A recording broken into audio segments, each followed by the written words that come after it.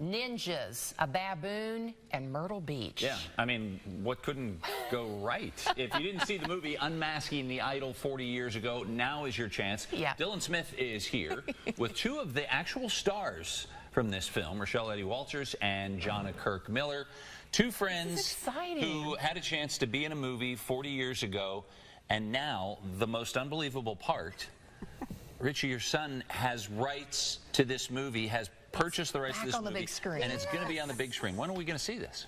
So this is going to be on February 8th at the new and improved Foundry movie theater. So we have transformed the Foundry into an old school movie theater with tons of old school large form French movie posters, a new 4K projector, new sound. So this is going to feel like a real old school time at the movies. We've got old school bumpers that are going to play beforehand. But this movie just got restored in 4K from a company called Vinegar Syndrome. So it's sort of having a... and that's what you're going to show? Exactly. That version of it? Yes. So it's going to be like a gorgeous HD print of this sort of lost action film. It's actually great. You know, a lot of people, I think, may have thought, oh, you know, dismissed it as just a sort of a random Myrtle Beach schlocky type thing. It's actually a lot of fun. Here's some of the video. This is one of those classic 80s action movies. Yeah. But you know, it adds elements into it, and you know, people can kind of laugh about it a little bit. But when you work with animals in films, you have to have animal trainers on board, and there's a baboon, like a real one, who's trained, and he's one of the main actors in the movie. Describe that role, because that's fun. Yeah, so it's this live monkey that does all kinds of stunts and fighting along with my mom and her best friend Jonna here. So they were ninjas, and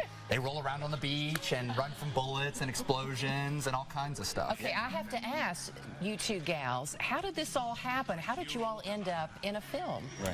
We were in a modeling agency, and they called us for everything. So they called us to try out for this movie, which was a ninja movie at the Hilton in Myrtle Beach. So what did you all think? We, I mean, we were excited to be picked. They picked 4 people out of all the people that interviewed, so we were thrilled. Yeah. And but then we had to learn all these ninja moves, and they told us we had to look like men. Okay, so it was hard work. It was fun. So you all had fun. It was fun. It was a lot of fun. We took a stunt workshop. They had the major stunt people from this was they used to do a lot of non-union films in North Myrtle Beach, in North Carolina. This is when they wouldn't let them film anywhere else, you know, because they were not union films.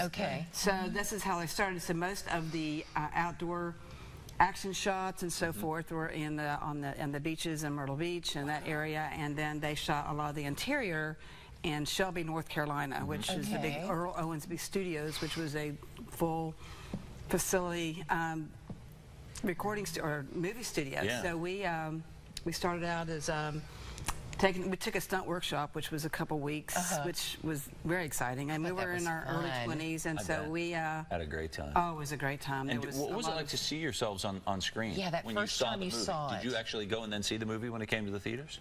We had hoods on the whole time. Did you know which one the character? Well, there's actually a lot of sequences where they're in the background because there is a build-up towards a reveal where you don't understand that the women that the spy is hanging out with are his ninja sidekicks yet. So not to reveal too much, but yeah. So I don't want to reveal. But I will say, the director Worth Keeter that did this film, he sort of had a nuance for injecting ninja action into regular genres. So this is a spy movie with ninja action injected. And he didn't have a lot of success with this earlier in his career, but went on to have a ton of success when he created and directed the original run of Mighty Morphin Power Rangers. That's true, he did that. Yeah, which is sort of like a middle school, high school sitcom with ninja action interjected. So you'll sort of see a proto version of that. You all were kind of the beginnings of this, that inspired other movies. Because kickboxing and all that, they all brought him in from California. There was very talented stunt people, and the people that taught us the stunts. It was a real deal. I mean, we worked really hard. We were very sore for. So you guys were like kind of like the original. You were not teenagers at the time, just a little bit older than that.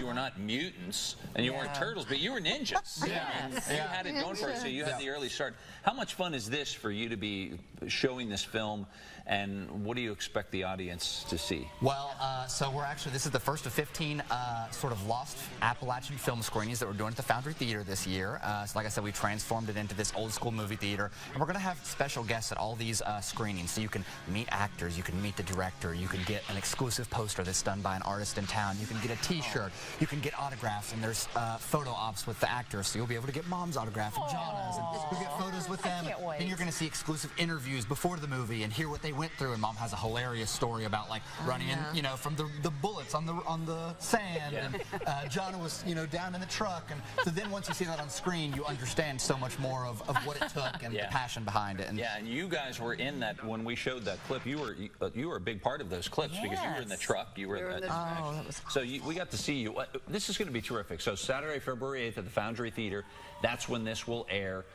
Can't wait for Unmasking the Idol, and a little tease there's going to be a movie coming up with somebody sitting right next to me who will be featured in the Mothman Chronicles to be seen. Mothman Prophecy. Mothman Prophecy. Yes, sir. Yes, sir. That'll be the 28th of March, and yes, Susan will be, so she'll be signing autographs, so get ready. All right. Well, guys, thanks for coming. We can't wait to see it. Yeah, it's exciting knowing that we were right there in the midst of getting beat up and we can celebrate it again.